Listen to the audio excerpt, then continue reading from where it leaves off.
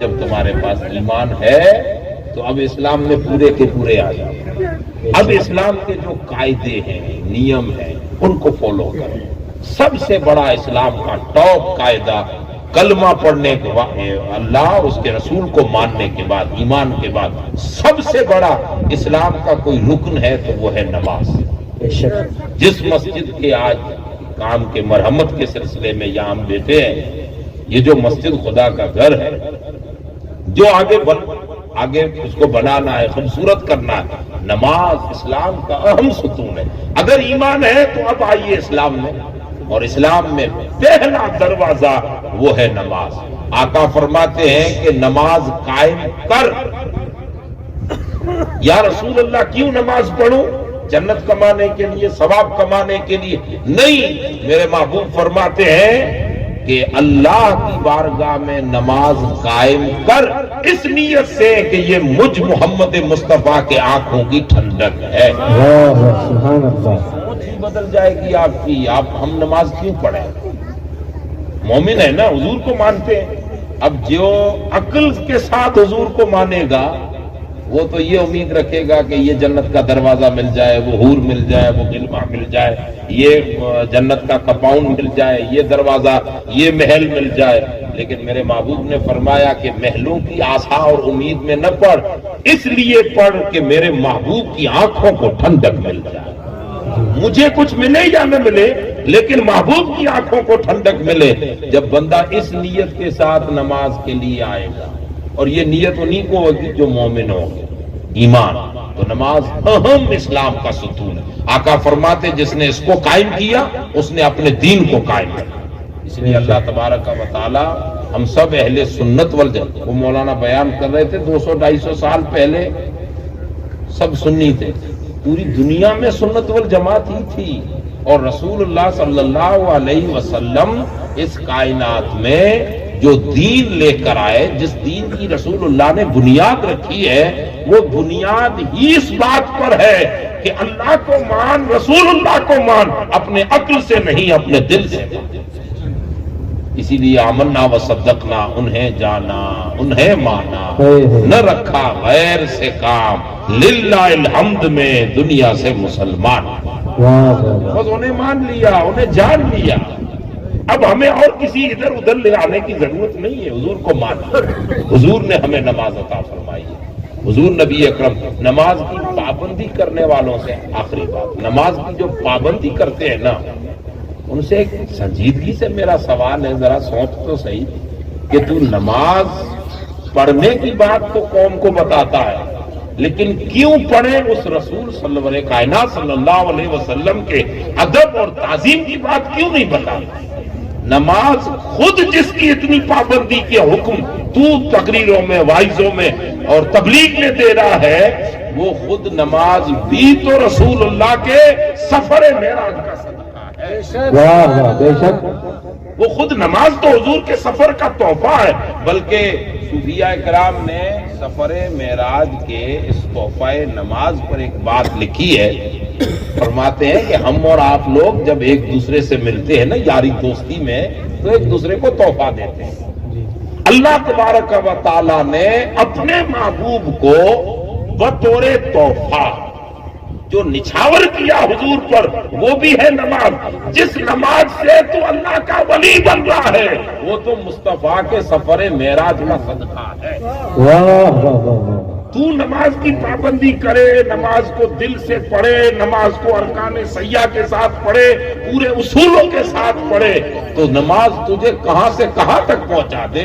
جو نماز گرے ہوئے کو اتنا اونچا درجہ دے رہی ہے، جو نماز غریبی سے امیری کی طرف سفر کروا رہی ہے، جو نماز دل کو جہالت سے نور کی طرف لے جا رہی ہے، جو نماز گرے ہوئے کو اٹھا رہی ہے، جو نماز تیری آنکھوں میں نور دے رہی ہے، جو نماز تجھے اتنا اعلیٰ رتبہ دے رہی ہے، ذرا اس نماز سے پوچھ کہ تو کیا ہے. تو نماز کہتی ہے ہم تو دو دوستوں کی ملاقات کا صدقہ ہے.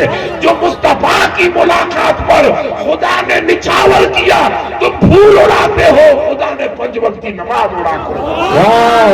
سبحان اللہ، سبحان اللہ. نماز تو یہ ہے. اسی لیے اللہ تعالیٰ ہمیں ایمان عطا فرمائے. آمین. اور ایمان نام ہے اللہ کو ماننا اپنے عقل سے نہیں، حضور کے دیے ہوئے بات سے، اور رسول اللہ کو ماننا اپنے عقل سے نہیں، خدا کے بتائے ہوئے طریقے سے. اللہ تبارک و تعالی. آپ کہو گے خدا نے کیا بتایا حضور کے لیے؟ تو آج بھی جائیے گنبد خضرا کی حاضری دیجئے، آج بھی لکھا ہے لا ترفعوا اصواتکم فوق صوت النبی. واہ واہ بے شک.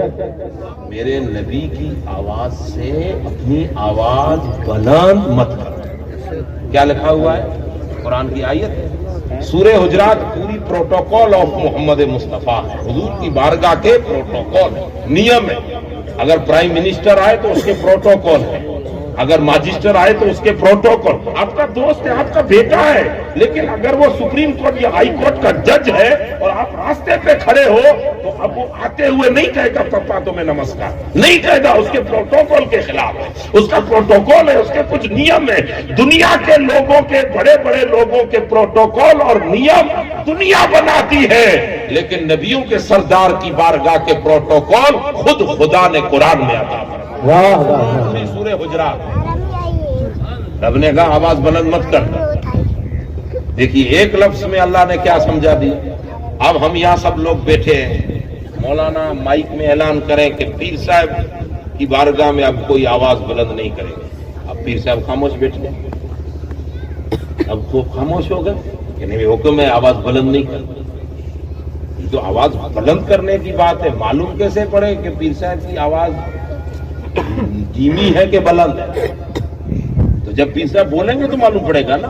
تو اب ضروری ہے کہ آواز کی ماپ تول کے لیے کہ سائز پیر صاحب کی آواز کی کتنی ہے، تب ہم اپنی آواز کو تھوڑا دھیمے رکھیں. پیر صاحب اس لہجے سے بول رہے ہیں تو ہم تھوڑا لہجہ گھٹا لیں گے. قرآن کہہ رہا ہے کہ محبوب کی آواز سے اپنی آوازوں کو پست رکھو، بلند نہ، لا ترفعوا اوپر نہ کرو، نیچے رکھو. تو نیچے رکھنے کے لیے اس کی آواز کو سننا پڑے گا، پھر ماپنا پڑے گا، تول دینی پڑے گی. ہم ناپیں گے کہ آواز ہے کس معیار کی. تو قرآن مجید نے ایک بات کہہ کر دوسری بات سمجھا دی کہ جب رسول کی بارگاہ میں آؤ تو کتنے بھی دکھ لے کر آئے ہو، خوشی لے کر آئے ہو، کچھ بھی خبر سنانے آئے ہو، لیکن خبر اس وقت تک مت سنانا جب تک میرا محبوب خود نہ کچھ بولے. اگر وہ خاموش بیٹھے ہیں تو آپ بھی خاموش بیٹھے رہو.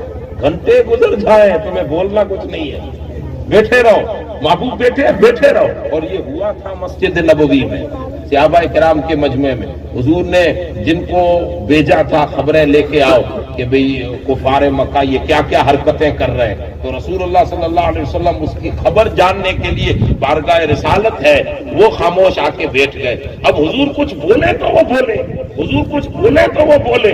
کسی نے کہا حضور کو خبریں سنا، اس نے کہا نہیں سناؤں گا جب تک میرا محبوب خود بولے. پہلے وہ بولے پھر میں بولوں. تو بارگاہ رسالت کا پروٹوکول اور ادب قرآن دے رہا ہے کہ جب نبی کی بارگاہ میں آؤ، کوئی بات کرنی ہے تو خاموشی سے بیٹھے رہو. اب نبی تمہیں خالی اتنا ہی پوچھے کیسے ہو، انداز لگا دینا کہ آواز کس بلندی پر تھی. آواز انداز لگا کر پھر بات کرنا کہ یا رسول اللہ ہم ٹھیک ہیں. بس انداز لگانا. یعنی حضور نبی اکرم کی بارگاہ کے پروٹوکول قرآن دے رہا ہے. میرے بھائیوں، ہم سب مسلمان مومن ہیں. پوری دنیا میں پہلی یہ سارے فرقی واریت جو اس وقت دنیا میں عام ہو گئی، اب ہم لوگوں کو آگے پیچھے کچھ معلوم ہے نہیں. یہ پوری یہود کی ایک پلاننگ تھی کہ اس مسلمان قوم کو جو کل نکلے تھے بکریاں نہیں چرا سکتے تھے، اونٹ جو نہ چرا سکتے تھے، وہ دنیا کے بادشاہ بن کے چمک رہے. کوئی 24 لاکھ مربع میل چھیتر پھڑ پہ راج کر رہا ہے، کوئی 64 لاکھ ایریے پہ راج کر رہا ہے. مسلمانوں کو جن کو بکریاں چرانا نہ ہے، وہ اسلام کل نکلا اور پوری دنیا میں پھیل گیا. اب اس اسلام کو اگر کمزور کرنا ہے تو انہیں آپس میں توڑ دو. ہماری وحدت کو ایک پلاننگ کے تحت توڑ دیا. اب ہم لوگ بٹتے گئے، آپ یہ ہو میں وہ ہوں. یہ کہتا ہے میں سنی ہوں، وہ کہتا ہے میں تبلیغی ہوں، وہ کہتا ہے میں اہل حدیث ہوں، وہ کہتا ہے میں شیعہ ہوں۔ میرا رب فرماتا ہے دنیا تجھے بانٹ رہی تھی، تو بٹ گیا؟ ارے ادھر ادھر سب چھوڑ، ایک ہی ٹائٹل لے کہ میں کچھ بھی نہیں ہوں، سب سے پہلے میں محمدی ہوں، رسول اللہ کو ماننے والا حضور کو ماننے والا ہے۔ تو دنیا کچھ بھی کہے، قرآن کھول کر کوئی اگر تمہیں رسول کا ایپ بتائے تو مت کان دھرنا اس کی طرف۔ کوئی کہے کہ نبی یہاں سے نہیں سنتے، تجھے بات نہیں ماننی۔ کوئی کہے حدیث میں لکھا ہے رسول اللہ کہہ رہے ہیں کہ میں کسی کی مدد نہیں کروں گا، تجھے کسی کی بات نہیں سننی، یہ سب عقل کی باتیں ہیں۔ تجھے ایک ہی بات سننی ہے کہ کائنات میں خدا جیسا کوئی خدا نہیں، اور اس کی خدائی میں محمد جیسا کوئی رسول۔ سبحان اللہ، نعرہ تکبیر، نعرہ رسالت، عظمت مصطفیٰ، سبحان اللہ۔ یہ ہماری اجتماعیت اور وحدت اس بات پر ہے کہ ہم ایک چیز میں تو ایک ہو جائیں، اور حضور نبی اکرم کی امتی ہو کر، بیٹا ہو کر باپ کی غلطی نکالے تو کون کہے گا کہ یہ بیٹا وفادار ہے؟ ہم رسول اللہ کے ماننے والے، جب بات نبی کی آتی ہے تو کانوں سے بہرے، آنکھوں سے اندھے، زبان سے گونگے بن جائے، اور اندھے بہرے گونگے بن کر کہو انہیں مانا، انہیں جانا، نہ رکھا غیر سے کام، للہ الحمد میں دنیا سے مسلمان گیا۔ اور ایسا مان کے یا رسول اللہ بعد از خدا بزرگ تو ہی قصہ مختصر آیوں کے نسنا کما کان حق ہو بعد از خدا بزرگ تو ہی قصہ مختصر۔ اللہ تعالیٰ ایسا ایمان عطا فرمائے، وہ ایمان آ جائے تو اب قرآن کہتا ہے عمل کی طرف آؤ۔ اور داتا گنج بخش علی حجویری نے لکھا ہے کشف المحجوب میں کہ اس امت کو اگر عمل کی طرف بلانا ہے تو ایک ہی راستہ ہے، اس امت کو پہلے نبی کا غلام بناؤ۔ بے شک تم اپنے نبی کا غلام بنا دو، اس امت کو کہو کہ تمہارا کوئی ہے، اس امت کو کہو تم ہمارا نہیں ہو، اس امت کو یہ کہو کہ تم اکیلے نہیں ہو، اس امت کو یہ احساس دلاؤ کہ تم اکیلے نہیں ہو، تم غربت میں نہیں ہو، تم بے یاروگار مددگار نہیں ہو۔ یہ مت سوچو کہ ہمارا کوئی نہیں، اس امت کو احساس دلاؤ کہ کل بھی تمہارے یارو مددگار آمنہ کے لال تھے، آج بھی ہیں اور قیامت تک وہی رہیں گے۔ داتا صاحب نے لکھا ہے جب امت کا تعلق دل سے حضور سے جڑ جائے گا تو ہو ہی نہیں سکتا کہ دل میں حضور کو مانے اور سر اللہ کو نہ جھکائے، آٹومیٹکلی عملی زندگی آئے گی۔ اللہ تعالی ہم لوگوں کو بد کرداریوں سے اور بد عقیدگیوں سے بچاتے ہوئے عقیدہ صحیح رکھیں، مومن بن کے رہیں۔ وہ جماعت اہل سنت والجماعت، یعنی اہل سنت کا کیا معنی کہ عقیدہ ہم یہ رکھیں گے کہ میرے محبوب سب سے بے مثال، سب سے بے مثال، کائنات میں خدا نہیں، لیکن یہ دلوں میں نقش کر لو کہ وہ خدا سے جدا۔ اللہ تعالیٰ میں توفیق دے۔ وعلیکم